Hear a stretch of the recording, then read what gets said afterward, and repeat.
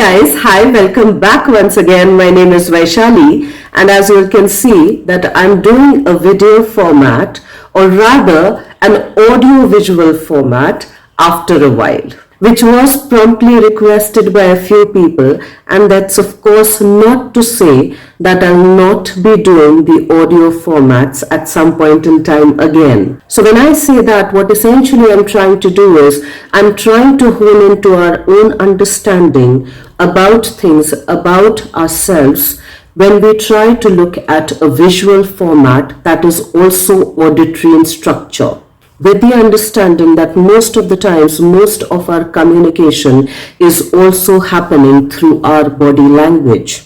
And thereby, at times, we may negate the words that we use or overlook the words that we use. For most of the things are communicated through our body language, through our facial expressions. But when we remove the body language from the context, it also gives us a perspective that those who probably are a little visually impaired, people who see the world and understand the world a little differently from us, when they don't have the kind of vision that most of us assume that we have, the understanding of the world can look very different. Or we can negate and overlook the world as it appears to the ones who cannot see as we see, or at least the way I see the world through my eyes. It comes with the understanding that people who are visually impaired or differently abled with regards to their eyesight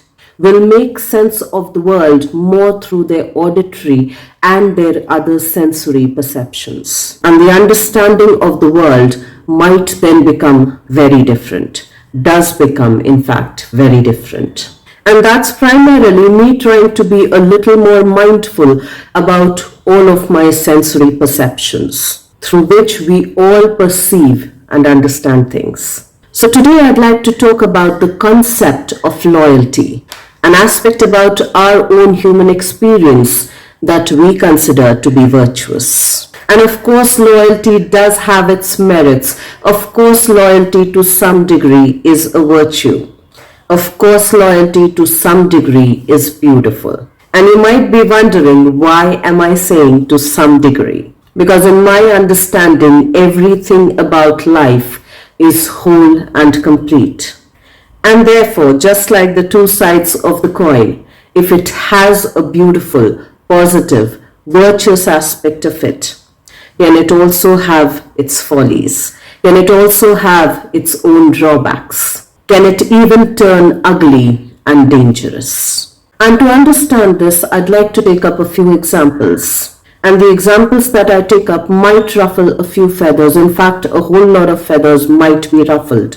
But I'm just using these examples as a reference point in keeping with the topic, to give the content, or rather to support the content with a context within a relative framework. These I'm using just as a reference point to help us understand the wholeness of things. Because in my understanding, till we understand the wholeness of everything, it's quite difficult to find the wholeness within ourselves.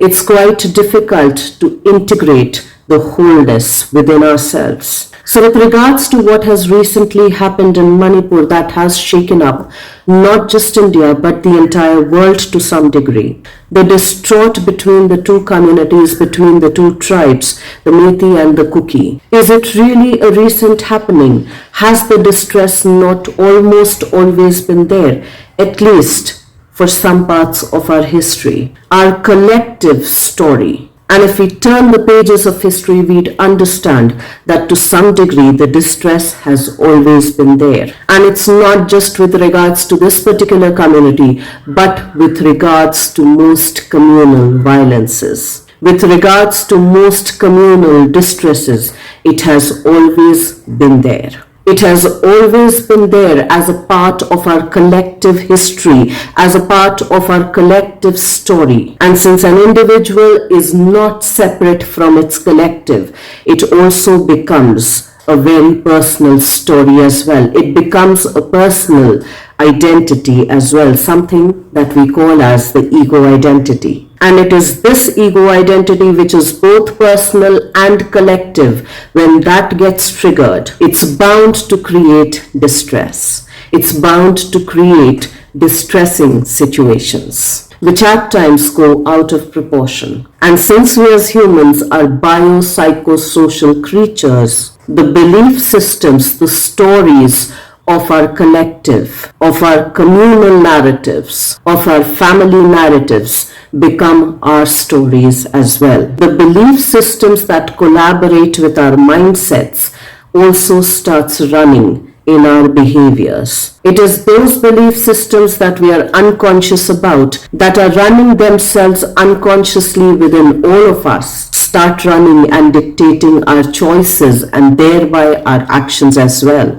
which give birth to further choices and decisions, which give birth to further actions, which of course does not go without consequences. So my inquiry then is, have we ever stepped back to understand, to question, to inquire? That may have been a story that has been passed down through generations. That may have been a belief that has been passed down, infiltrated through history, through generation. Of course has become mine as well. But do I choose to keep it mine anymore? Do I still choose to identify with the collective narrative, with the collective story, with the communal story that has been running its course for a pretty long time? And at what point did it become my story as well, which had influenced my thought processes, which had influenced my choices and dictated my behaviors and actions as well? At what point in time do I become aware to keep engaging with that same narrative, with that same identity, with that same loyalty towards that story? And at what time do I learn to discern, to start disengaging from that collective narrative, from that interpersonal narrative, from that interpersonal identity, from that collective shared belief system? At what point in time does my loyalty towards a certain belief system, towards a certain mindset, towards a certain collective story, a part of our history, becomes dangerous? At what point in time do I become dangerous, not only to myself, but also to others around me? At what point in time do I begin to evaluate my own personal, individualized value system? At what point in time do I learn to discern between what's healthy loyalty and unhealthy loyalty? At what point in time do I begin to see the two sides of the coin, which makes it whole and complete, to understand for ourselves, to understand for myself, that if I don't get aware about it, that I don't get discerning about it, I may perpetuate the same cycle over and over and over and over again. It may become a part of my collective history. It may become a part of my intergenerational trauma. It may become a part of my intergenerational belief, of my intergenerational legacy, of my intergenerational personal identity, which may, when overused, can get abusive as well in communal and ethnic violences. And loyalties, when they turn dangerous,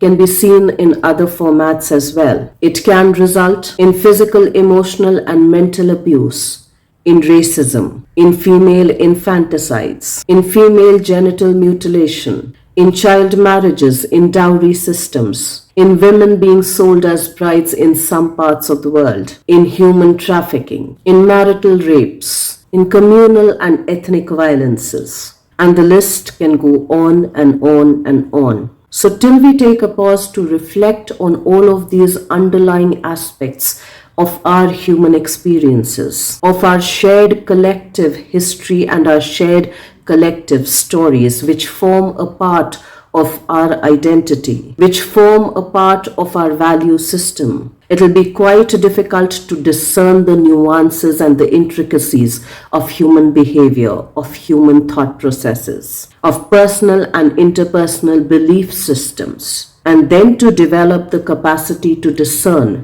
when it's helpful, when it's not, when I should be a part of it, when I should not be a part of it, when it's unhealthy and when it gets toxic, when it's a blessing and when it becomes a curse. We will quite likely unintentionally, unconsciously, unmindfully keep perpetuating the same cycles through generations, time and time again. And history would keep repeating itself, hopefully that someday we learn to make sense of it. Hopefully we learn to pause and put a break at it. And that would demand being present with ourselves wholly and completely. That would demand being aware of our own selves wholly and completely, which cannot exist without the shadow and the light. It is only when I learn to integrate the dark and the light, it is only when I learn to integrate the light and the shadow, can I become more mindful of the course of my story, of my history, and thereby make more mindful choices with regards to the consequences that may follow next, with regards to changing the belief system and thereby even my identity associated with that particular belief system. Being fully aware that it's not going to be easy, it's not going to be comfortable, it's not going to be convenient, but just might be the very thought that I might need, or we as a collective might need, to ponder over, to reflect over, to contemplate about, to make different choices, to change the course of history, to change the course of our personal, interpersonal, intergenerational, interwoven stories. Let's try and think about all of these aspects a little bit, and I will see you once again the next week. Till then, stay tuned in. And guys, if you do like the contextual content of these videos, please do like, share, and subscribe.